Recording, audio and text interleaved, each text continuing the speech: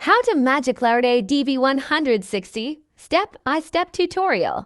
So ito yung mga kailangan natin para maka-magic lower tayo. So una impact, torques, 14mm, 6mm na allen, 19mm na socket, tapos 10mm, 8mm na socket, tapos 5mm na allen, flat screw, tapos syempre ito, pinakailangan talaga ito para mabuksan natin yung inner tube, para matanggal natin yung mga spring. Tapos syempre ito, yung mga spring rebound natin. So ito mga ako na to, valve spring lang to, valve spring. Tapos ito rin, kailangan din natin itong breaker na ito, para matanggal natin sa tipos yung inner tube. Tapos syempre ito 4 coil pa, 4 coil. So dito ko lang nilagay ito, dito ko lang nilagay sa clips na lalagyan. Pero 4 coil talaga naman ito. So muna natin gagawin, alisin muna natin itong front wheel. Kailangan natin ng 19mm at 14mm. Tapos after nyan, kailangan natin alisin lahat ng ito. So itong caliper, tapos itong fender, tapos itong sensor. So pati ABS sensor kasali rin. So alisin natin muna lahat to.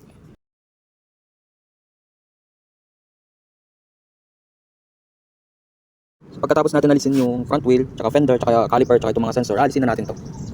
So ang kailangan lang natin dito is 14mm, so apat yan. So gagamit tayo ng itong mahaba.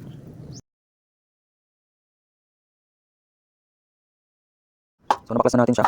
So para mahugot siya, para mabaklas natin siya, kailangan ito, aluwagan nyo to ng counterclockwise. So dapat alternate silang dalawa. At para mahugot talaga natin yung shocks, itong shock talaga, kailangan alisin yung nasa taas na bolt. Kasi pag hindi mo inalis yan, tapos binababa mo, hindi mo mahugot yun. Kasi yung taas, yung upper bolt talagang nag-hold dito. So dito siya naka-hold sa may gatla niya dyan. Yan. So dapat maalis lang. Maalis yung nasa taas. Tapos saan nyo na siya pwedeng ibaba. So para mabaklas natin to, itong buo na to, kailangan muna, aluwagan muna natin to. Silang dalawa. So para mas madali na lang siya baklasin kapag naalis na yung spring. So kailangan lang ng kahit konti lang, huwag muna nga alisin lahat. Kailangan lang umikot lang. Ayan.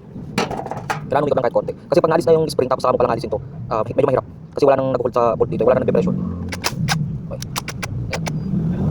After nyan, saka na tayo gagamit itong pambukas talaga. So ito na, kailangan na natin to pang-press dito. So ito DIY tool lang naman to eh. So ginawa ng papa ko to. So after natin siya may pasok, yun na, so naipasok na natin to. So ito DIY tool lang naman to eh. DIY tool lang to. Pero may nabibili sa orange shop nito or sa TikTok app or kaya sa mga blue app. So pag-check na lang kayo. So ito na, buksan na natin.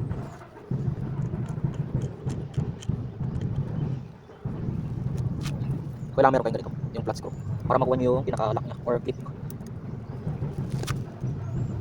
Okay. So ito, ingatan nyo ito na huwag mawala, huwag tumalon. Kasi kapag nawala to, mahirapan na kayo nito. Bibili na naman kayo nito. Tapos yan, yan na. Lalabas na yan. Yun, basta yung spring. Okay, so ganun din yung gagawin sa kabila. So hindi ko na ipapakita yung procedure kasi napakita ko naman na dito. Okay, so after natin siya matanggal to, tsaka itong clip, tsaka itong pinaka-takip niya, hugutin na natin yung spring.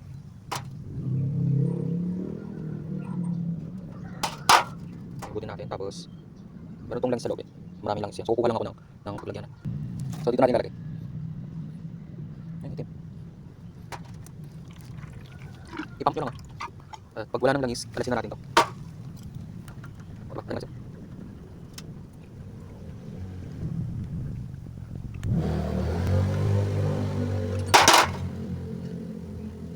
Ayun. Eto na. Eto na siya. Eto na.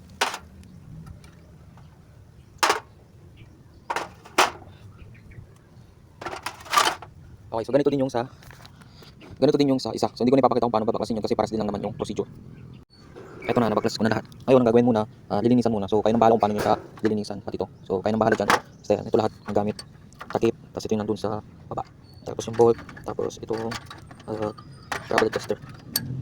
Ayan, nalinisan na natin siya. Nalinisan na lahat. Ito na. So mag-assemble na tayo. Tapos dito na papasok yung magic lower na mga spring. So ito gamit ko yung valve spring ng Wave 125. So mas maluwang kasi ito eh. Unlike do sa mga Suzuki Smash o kaya Barako, payat kasi yung inner diameter nun eh. So ito mas malapad to. Yung nga lang medyo mas maliit. So magdagdag na lang tayo.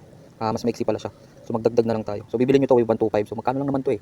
Nasa 50 pesos lang ata to. Sa orange app o kaya dito sa TikTok shop. So yun, assemble na. So una muna kailangan natin palitan yung spring nito. Ito kasing stock. Ito lang yung stock. So mas mababa siya. Kaya mahaba yung travel niya. Ayun. So papalitan na natin siya ng itong mga valve spring na ito. Papalitan na natin. Ayun na. So tatlo yung ilalagay natin. So depende naman yan kung ilan ang gusto nyo. Pero saan gusto ko tatlo. So yung isang spring nasa 1 inch. Ayun. Nasa 1 inch siya. Ito naman eh, 1 inch. So pagkatapos natin ilagay yan, saka naman na natin siya ilalagay dito sa loob ng inner tube. Okay. So ito na magiging travel niyan. So huwag kayo mag-alala kasi mako-compress pa yan. Parang maliit lang no, pero mako-compress pa yan.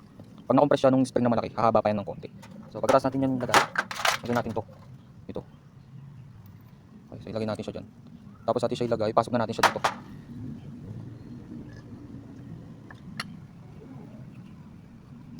Okay.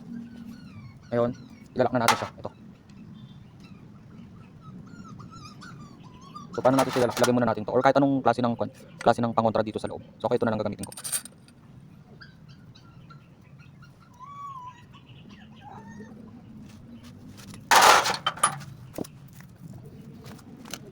So ito na siya. Ipitan lang natin.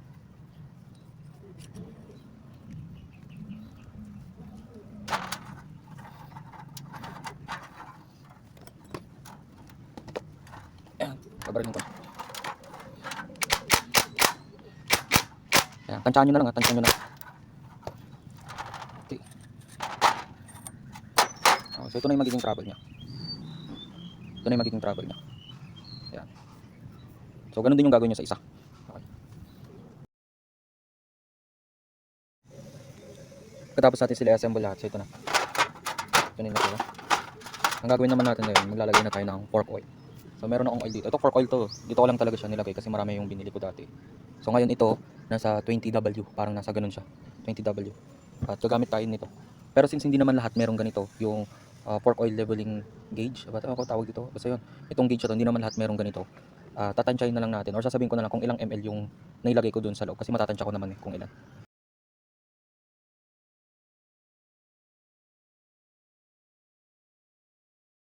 So ang naikarga ko bali is 125 ml. So base siya dito. So una kong ginawa is naglagay muna ako ng 60 ml kasi 60 ml yung nandito eh. So 60, tapos naglagay ako ng 40, tapos 10, 10, 10. So umabot ako ng 130.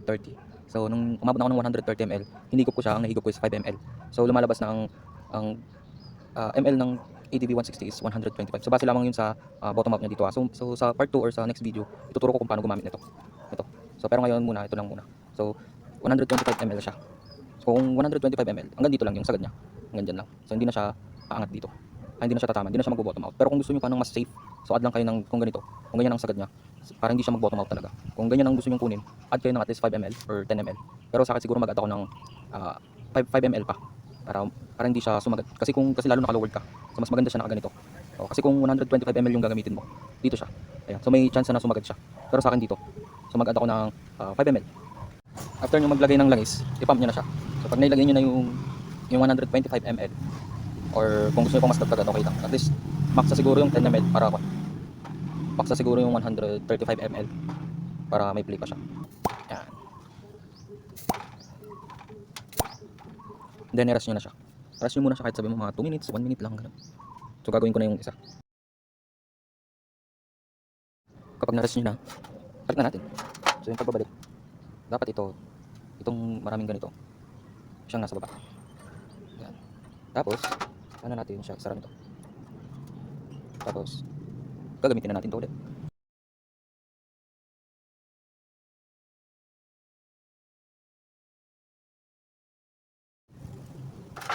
Pag nakikita nyo na, saka nyo na ilagay itong clip o yung lock nya. So paglagay naman niya, madali lang eh. Ganyan lang. Yan o. Yan. Tapos saka nyo na baklasin ulit itong tools. Testingin natin kung okay yung bounce niya o yung play niya.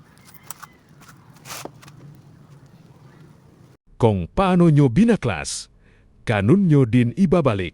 So ito na siya ngayon. So ito na ang play niya. Meron na tayong 75 o almost 75 mm na play. So malaki na yan. So para siyang 3-inch play. Pero pag umupo pa yan, pag nagsag yan, mapupunta siya dito sa 50. So 2-inch play siya.